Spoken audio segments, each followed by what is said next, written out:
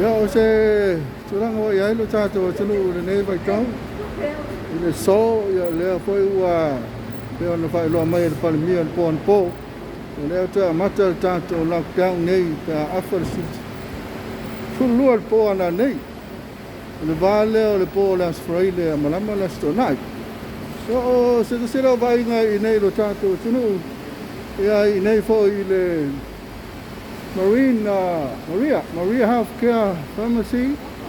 ia i nei i Tafosi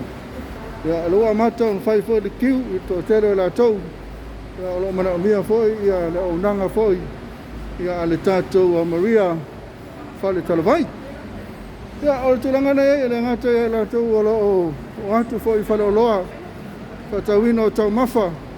ia faapena foi i latou o loo manaʻomia foi le aunaga le tatou fale talavai ia ua o le tasi foi lea mea e tau ona sapalai ma stoa i tonu o tatou fale ia me o fualaau e le agata foi lea o isi foi vaega a maise lava ona e tatou tuasinasina e tau ona iai a latou fualaau e pe ona iai vaesa uma masa uma ia inu ai latou pe o le tulaga na loo toʻatele le latunuu o loo o alu atu le latou kiu i masalo o latou tuasinasina ia mai latou foʻi ia o loo manaʻomia le fualaau ia pe ona amai e fomaʻi e tau ana inu le aso ma le aso lea la loo faatumulia o faifale kiu latou e faifale kiu o fale o mea ai ia faapena foʻi ia le kiu foʻi i nei foʻi ia i le tatou Maria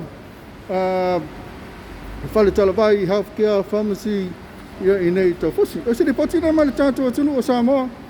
ia ona o le tulaga ua le tatou lockdown foʻi i le po ana nei ia pe ata le tulasu malua se o lava i le aso lua o le vai asfau manuia tele ne aso to fa soifua